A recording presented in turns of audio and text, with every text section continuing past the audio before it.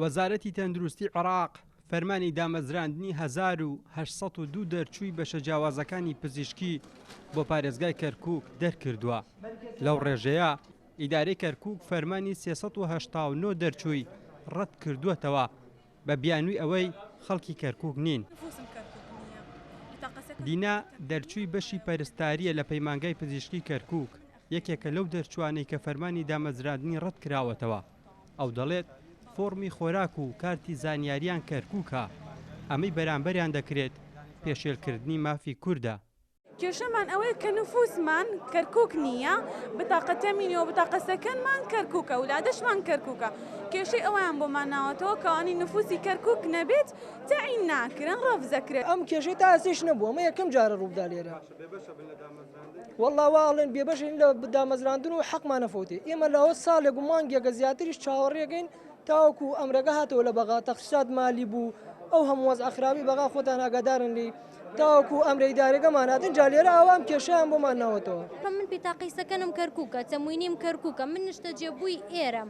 یعنی بۆچی ئەوها لەگەڵ ئێمە ئەکەن؟ ئێمە نفوس حەقماچی بەسەر نفوسەوە، ئێمە چەند ساڵە لەم شارەین لێرەزان کۆمانتاوە کردووە، ئێکە وەرمان ناگرن بۆچی لە سەرەتاوە ناڵێن؟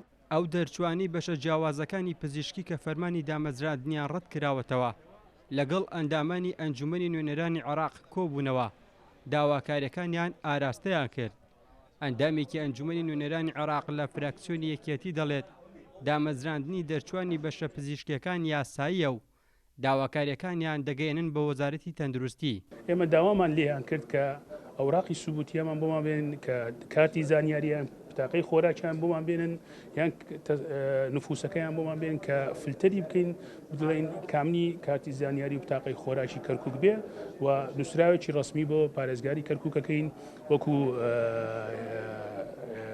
نوێنەرانی کەرکووک بۆ پارێزگار کە دامەزراندنەکەیان بە فەرمی دامەزرێن و هیچ کێشەیەکیان شت.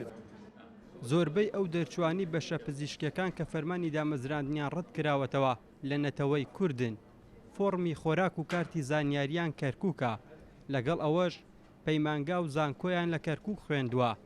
بەڵام ئیدارەی کەرکووک بە بیانووی لێکۆڵینەوەی ئەمنی و نیشتەجێبوونی ئێستای بەشێکیان لە دەرەوەی کەرکووک کۆسپی بۆ دامەزراندنی ئەو دەرچوانە دروست کردووە. ئاسۆ ئەحمەد، کورسات نیوز، کەرکووک.